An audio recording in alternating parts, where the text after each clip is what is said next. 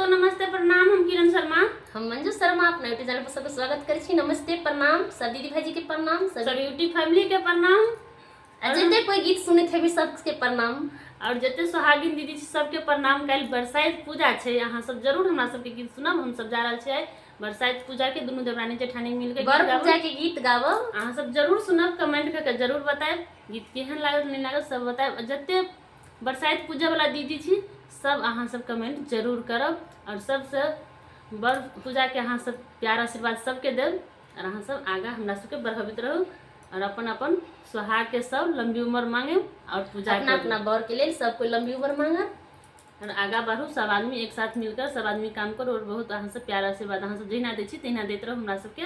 और बरसाइत पूजा के गीत जरूर सुनब और कमेंट करके जरूर बताएब और ज़्यादा से ज़्यादा अहाँ सब शेयर जरूर करब और सपोर्ट जरूर करब।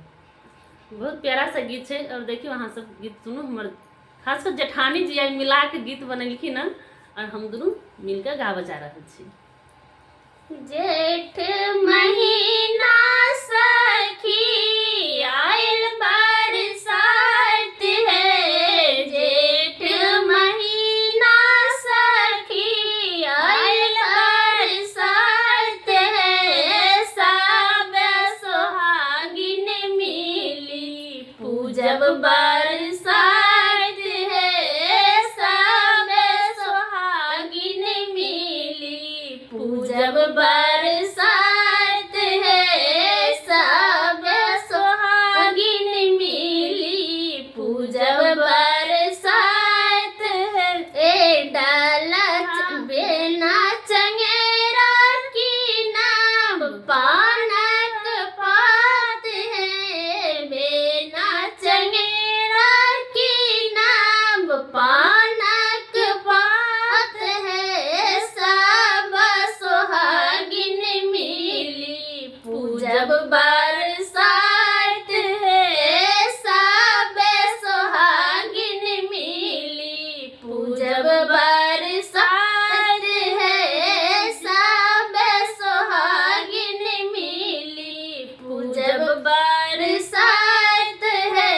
पिया सलामत रहे से नूरा हमार है, पिया सलामत रहे से नूरा हमार है, सब सोहागिन मिली पूजब बरसात है, सब सोहागिन मिली पूजब बरसात है, सब सोहागिन मिली पूजब बरसात है।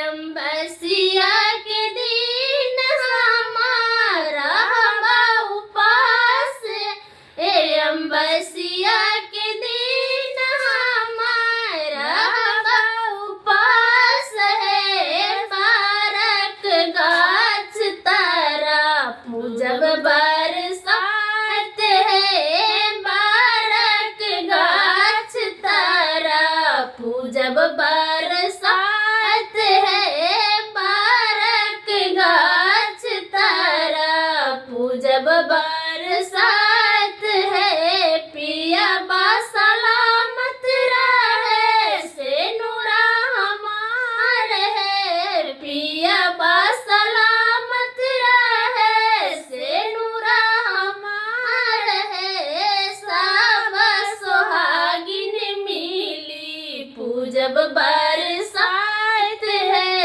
सब सोहागिन मिली पूजब बरसात है, सब सोहागिन मिली पूजब बरसात है। 16 सिंगार करब, 16 सिंगार करब, बेनिया डोलब, ए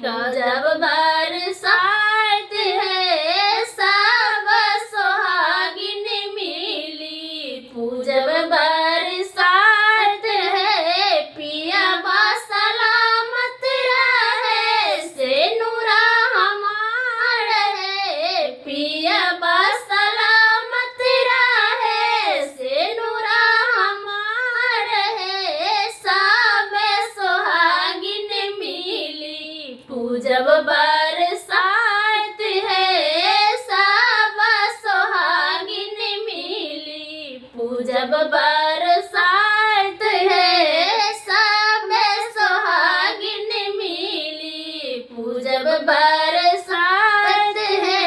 जेठ महीना सखी आए बरसात है, जेठ महीना सखी आए बरसात है, सब सुहागिन मिली, पूजब बरसात है सब सुहागिन मिली, पूजब बरसात है। जते दीदी पूजा करे छी बरसाइत पाबनि करे छी सब गोरा कमेंट करके जरूर बताएब गीत गीत केहन लागल नहीं अहाँ लागल जरूर अहाँ सब जते दीदी बरसाइत पूजा करे छी सब दीदी कमेंट करके जरूर अहाँ सब हमरा सबके प्यार आशीर्वाद दैत रहब और हमरा सबके आगा बढ़ाबैत रहब। बहुत प्यारा सा गीत हम दोनों देवरानी जेठानी मिलकर बनेलिए और गैलिए। अहाँ सब अपन अपन प्यार आशीर्वाद हमरा सबके दैत रहब।